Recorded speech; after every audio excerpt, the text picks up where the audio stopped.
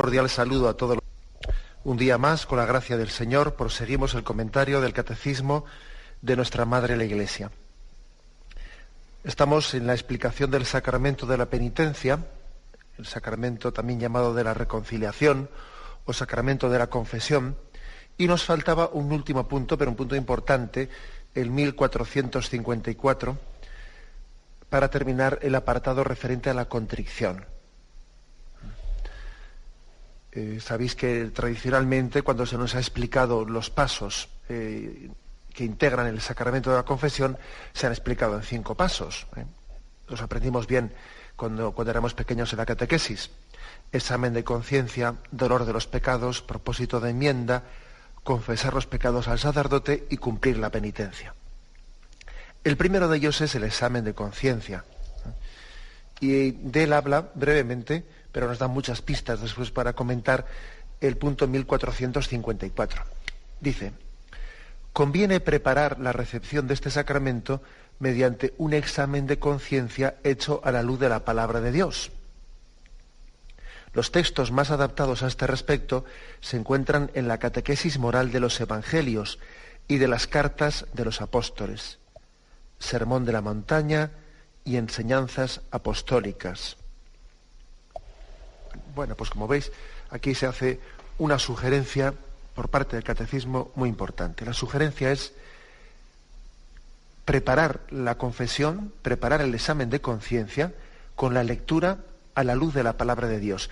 Y aquí se nos da qué textos principales serían los más convenientes pues, para preparar un buen examen de conciencia. Hay personas que se quejan de que no saben examinarse, de que no saben descubrir sus pecados, y quizás no han recurrido pues a donde tenían que haber recurrido para aprender a examinarse, que es recurrir a estos textos de la palabra de Dios, a estos textos morales principalmente, cartas apostólicas, Sermón de la Montaña, enseñanzas apostólicas, en los que se habla, como vamos a tener ocasión en estos programas próximos, se habla con detenimiento de cómo examinar la conciencia. Y bueno, pues creo que esto es importante. Yo diría que hay 2 maneras de entender lo que es examen de conciencia. Una manera cristiana y otra manera pues que no es cristiana. Puede ser, tiene sus aspectos positivos, pero vamos, que no es estrictamente cristiano. Digo que, por ejemplo, a veces algunos entienden lo que es el examen de conciencia como un responder a cómo me veo yo. Sin embargo, el examen de conciencia cristiano no es cómo me veo yo, sino cómo me ve Dios, que es distinto. Que a veces nosotros hacemos siempre una especie de presentación de la espiritualidad como si yo fuese el centro de ella, una religiosidad en la que el hombre es el centro. Yo me lo guiso, yo me lo como, y no, pero hombre, es que eres tú el que te presentas como quien toma la iniciativa en esa religiosidad, y la auténtica religiosidad parte de Dios, que es Dios el que tiene la iniciativa de salir a la búsqueda del hombre. Luego, la auténtica pregunta no es cómo me veo yo, sino cómo me ve Dios, que es distinto, que hay una diferencia sustancial en eso, Entonces, consecuencias prácticas de esto que estoy diciendo, pues es que es un error muy grande. Es un error el que nosotros estemos siempre hablando del autoconocimiento. Claro que lo del autoconocimiento pues puede ser bien entendido, ¿no? Pero ¿cómo alcanzar el autoconocimiento sin la luz del Espíritu Santo? Y si es el Espíritu Santo el que me permite conocerme, entonces no lo voy a llamar autoconocimiento, vamos a llamarle porque auto eres tú el que te conoces, ¿no? Pero si es el Espíritu Santo el que me da la luz para conocerme, entonces cambio de palabra porque esa no me sirve. Entonces no es autoconocimiento, es conocerme como Dios me conoce, conocerme a la luz del Espíritu Santo, bajo su luz. Luego, pues seamos claros, a mí por lo menos no me gusta la palabra autoconocimiento, porque es olvidarse de que el examen de conciencia supone la luz del Espíritu Santo para que tú te conozcas tal y como Dios te ve. Porque es que es muy fácil ser ciego para con uno mismo. Es muy fácil, pero que muy fácil. De hecho, cuando Jesucristo dice, ¿no?, Hipócritas, mira la viga que tienes en tu ojo y no estés mirando la paja que tiene el prójimo en su ojo. Hombre, gírate primero tu viga y así tendrás luz para ver la paja en el ojo ajeno. Bueno, pues si Jesús dice eso, se ve que es bastante fácil ser ciego, ¿no? Porque hay que ver cómo es posible que uno no vea una viga y esté viendo una paja, ¿no? Pues claro, es que eso puede ocurrir. Puede ocurrir porque es que tenemos una gran capacidad de ser ciegos para con nosotros mismos. ¿No nos ha pasado acaso nunca que uno los defectos del prójimo los ve más de los que hay? Los ve a distancia. Hay personas que tienen una capacidad de ver los defectos del prójimo que es increíble, vamos. Y los suyos, oye, no los ve.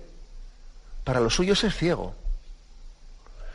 Luego, claro, hablar de autoconocimiento, bueno, pues está muy bien, ¿no? Pero yo creo que no es real.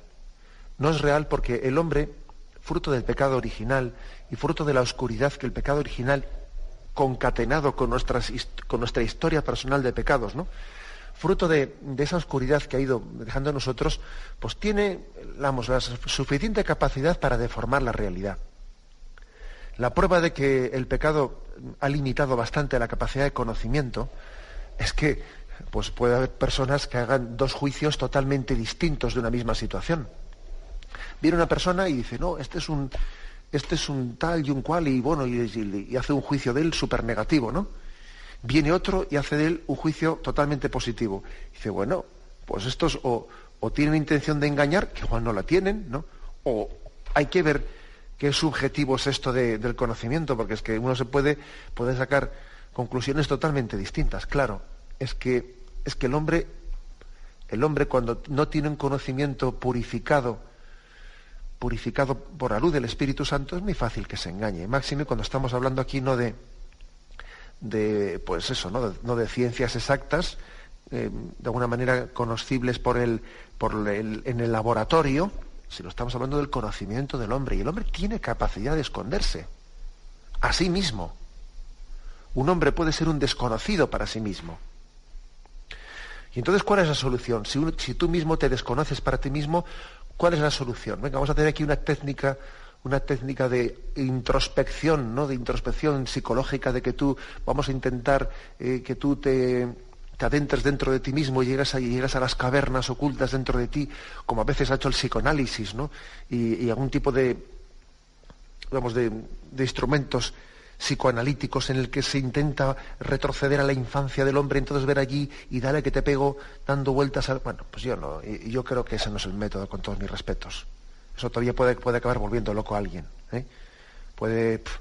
Tanta introspección y autoobservación, yo creo que podemos también en ella un poco perder la perspectiva de que las cosas, cuando Dios nos pide que sigamos su camino, pues yo estoy convencido de que no está exigiendo con eso pues una especie de capacidad de hacer cábalas y introspecciones y no sé qué cosas. No, tiene que ser más sencillo. Tiene que ser más sencillo. Porque es que Dios no nos pide que le sigamos y luego nos pone un camino que casi parece que hay que tener capacidad de resolver jeroglíficos, ¿no? Pues para seguir el camino de Jesucristo. No, el camino de Jesucristo no es una especie de esoterismo del tesoro oculto, de a ver cómo uno llega a descubrir. No. Él da la suficiente luz.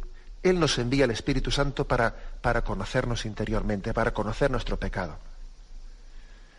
Entonces yo creo que es mucho más cristiano hablar de conocernos a la luz del Espíritu Santo que no de hablar de introspección, de autoconocimiento y todo ese tipo de cosas en las que nos olvidamos totalmente del Espíritu Santo, nos olvidemos de que es Dios el que te revela a ti mismo tu verdad.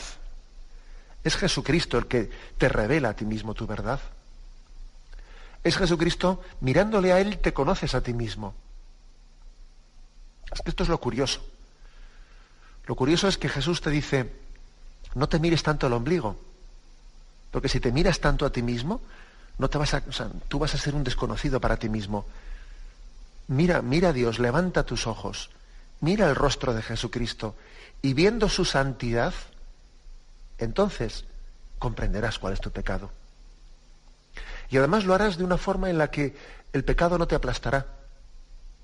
porque lo conoces en el rostro misericordioso de Cristo. Y hecho de esta forma, el examen de conciencia, lejos de ser una especie de darle vueltas al pecado para traumatizarnos y no sé qué, no, de traumatizarnos nada. Porque cuando uno ve en el rostro misericordioso de Jesucristo, cuando uno comprende su propio pecado, lejos de que eso le traumatice ni nada por el estilo, es que es un descubrimiento de su pecado gozoso. Los sacerdotes hemos sido testigos muchas veces en el confesionario de algunas personas que Dios les ha dado el toque de la conversión, y hemos visto como en el momento de confesar su pecado, lloraban, pero no se sabía exactamente si lloraban de dolor o de alegría. Más bien lo segundo, yo diría, que lo primero, aunque también hay un dolor de los pecados, ¿no? Pero como es un conocer los pecados propios a la luz de la misericordia de Cristo, es llorar de dolor, pero llorar de alegría también. Luego, no es cierto eso de que el examen de conciencia pues es estar, la Iglesia católica siempre está traumatizando a la gente con el pecado y no sé qué y no sé cuántos. Yo cuando escucho esas cosas suelo decir, estos están repitiendo una cantinela que se han aprendido de memoria y no han tenido experiencia personal de la misericordia de Cristo. No han tenido experiencia personal, si no, no dirían esas pamemadas. El que ha conocido el amor de Cristo y al conocer a Jesucristo ha conocido que es pecador, ¿no? Me estoy acordando del pasaje de Zaqueo. Zaqueo, al conocer a Jesucristo, se da cuenta de que su vida tiene que cambiar. Es el conocimiento de Jesucristo el que le descubre su pecado. O sea, Zaqueo no se había dado cuenta hasta conocer a Jesucristo, por lo menos no se había percatado de la gravedad de lo que estaba haciendo, ¿no? O sea, Zaqueo no se había dado cuenta de que estaba siendo un ladrón. Y sobre todo Zaqueo no se estaba dando cuenta de que con el dinero que tenía podía hacer mucho bien que estaba dejando de hacer. Sencillamente iba a lo suyo, tampoco se consideraba mi santo, ¿no? Pero vamos, iba a lo suyo. Y cuando uno va a lo suyo, pues es que es posible que sea ciego hacia su propio pecado. Entonces Jesús le dice, Zaqueo, baja, que quiero ir a tu casa. Y Zaqueo comienza a mirarle a Jesucristo, a escucharle a Jesucristo. Qué pena de grabadora, ¿no? La que ahí hubiésemos puesto en aquella mesa de Jesús, en aquella mesa en la que Zaqueo compartió su mesa con Jesucristo. Pero posiblemente, pues muchas de las parábolas y de las enseñanzas de Jesús son las que él mismo pudo decir en aquella mesa, la mesa de Zaqueo. El caso es que allí se produjo un milagro, y el milagro fue que Zaqueo dejó de mirarse al ombligo y miró a Jesucristo y salió de sí mismo y fijó sus ojos en Jesucristo, y al hacerlo se conoció a sí mismo y conoció su propio pecado. Por eso el examen de conciencia cristiano podríamos decirlo de esta forma: conoce a Jesucristo y te conocerás a ti mismo. Fija en él tus ojos y en su rostro misericordioso verás tus pecados, bajo la luz del Espíritu Santo. Jesucristo, pues, revela al hombre su verdadero rostro. No únicamente nos pone el ideal de la santidad, que por supuesto que nos lo pone, ¿no? Pero al conocer el ideal de la santidad, uno por contraste conoce su pecado. El ideal cristiano es: céntrate en Jesucristo y en él te conocerás a ti mismo. No es pues una introspección, no es una autorrealización, un autoconocimiento, un auto, que a mí la verdad es que tanto la palabra auto pues no me gusta mucho, porque es olvidarse de que el hombre se conoce en comunión. Estando en comunión con Cristo y con los demás, se conoce a sí mismo. Ojo que muchas veces, pues el vivir en comunidad, o el tener un grupo de referencia cristiano, le ayuda a uno a conocer sus propios pecados, Porque claro, uno ve testimonios de santidad junto a él y se compara consigo mismo y dice, pues es verdad que yo no tengo suficiente sensibilidad para servir al prójimo y soy mucho más cómodo que este. Pues es verdad que yo pues podía ser mucho más orante y vivir más en presencia de Dios. Fíjate cómo reza. Y yo, sin embargo, claro, es verdad, también el Señor quiere que el examen de conciencia se haga a la luz de los hermanos, quien me dan mucha luz en la vida. Las dos cosas pueden parecer contradictorias, porque hay pasajes de la espiritualidad, de la historia de la espiritualidad, en los que se insiste mucho en no mirar a los demás, sino mirarle a Dios a ti mismo. Por ejemplo, San Bernardo, en su regla, les dice a los monjes que claven los ojos en el suelo, y que no estén ahí disipados, mirándose uno al otro y estando siempre más pendiente de a ver qué hace el otro de que a ver qué hago yo. San Bernardo le pide a sus monjes: aquí clavemos los ojos en el suelo y miremos arriba y miremos abajo, ¿no? Anda que con esta regla de San Bernardo, según lo estoy diciendo esto, me estoy acordando, por ejemplo, de lo que es la vida disipada nuestra, ¿no? La vida disipada de estar uno pendiente de que si las revistitas de corazón, de que si el programa que si el otro, que si se divorcia, se casa con la otra. Anda que, ¿qué diría San Bernardo de eso? De todo esto, ¿no? De esta forma tan disipada y tan absolutamente superficial. Este mirar al prójimo tan superficial que tenemos hoy en día impide conocernos a nosotros mismos. Es un mirar al prójimo, pues a todo este cotilleo, es un mirar al prójimo del cual lo único que se puede extraer es que uno todavía se sienta menos pecador. Bueno, los hay peores. Tú fíjate a la otra, que se ha casado 5 veces.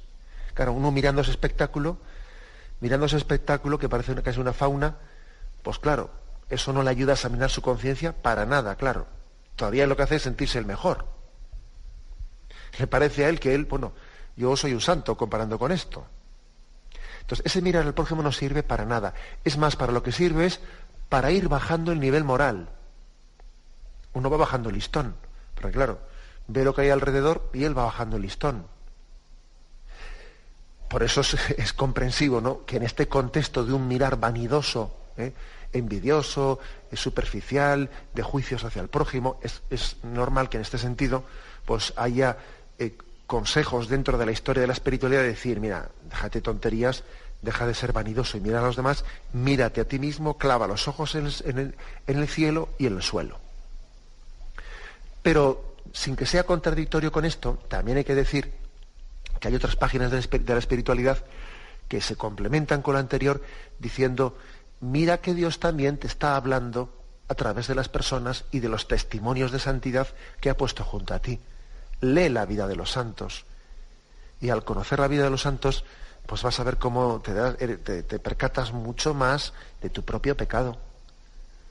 Porque es así. O sea, mis hermanos son instrumentos de Dios para que Dios me descubra a mí en qué aspectos de mi vida debo de cambiar, debo de procurar superarme y en qué estoy pecando.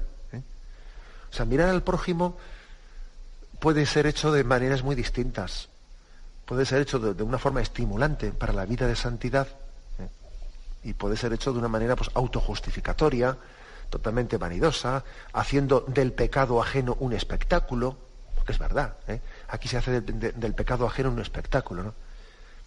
Ese tipo de programas que hay en televisión, de que se encierran unas personas en una casa y ahí se pone una cámara y a ver lo que hace y tal, pero bueno, eso es el colmo de la estupidez.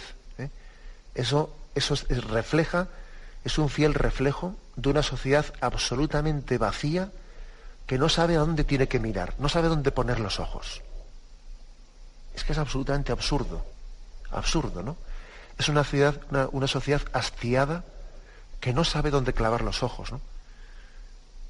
Y claro, pues ante esta situación, el consejo para examinar la conciencia, el consejo es: fija los ojos en Jesucristo y en Él, conociendo a Jesucristo, conociendo su tesoro, te vas a conocer mejor a ti mismo. Entonces comprenderás quién eres tú. Fija los ojos en los santos, fija los ojos en aquellos que han sido fieles al seguimiento de Jesucristo. Y entonces comprenderás que en ellos el Señor te pone muchos detalles concretos, detalles de vida, detalles pues para que tú también los veas reflejados en tu vida. El examen de conciencia tiene que ser hecho pues a la luz del Espíritu Santo. Y conste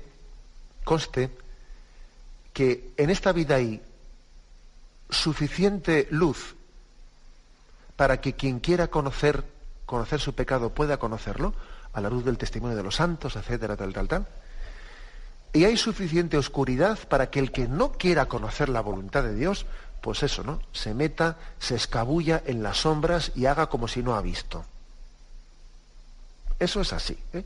Hay suficiente luz para que los que quieran ver encuentren, y hay suficiente oscuridad para que los que no quieren ver se escondan y hagan como si no hubiesen visto.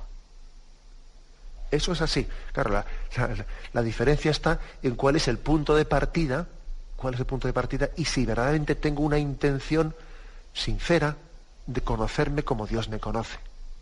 Por eso creo que es importante, ¿no?, cuando vamos a hacer un examen de conciencia, pedir siempre la luz al Espíritu Santo, ¿no? Ven, Espíritu Santo, dame la luz para conocerme como tú me conoces, para conocerme con esos ojos, ¿no?, con los ojos de Dios que son el Espíritu Santo. Esa petición debemos de hacerla, ¿no? Nos centra mucho en lo que es el examen de conciencia. Me despido con la bendición de Dios Todopoderoso. Padre, Hijo y Espíritu Santo, descienda sobre vosotros. Alabado sea Jesucristo.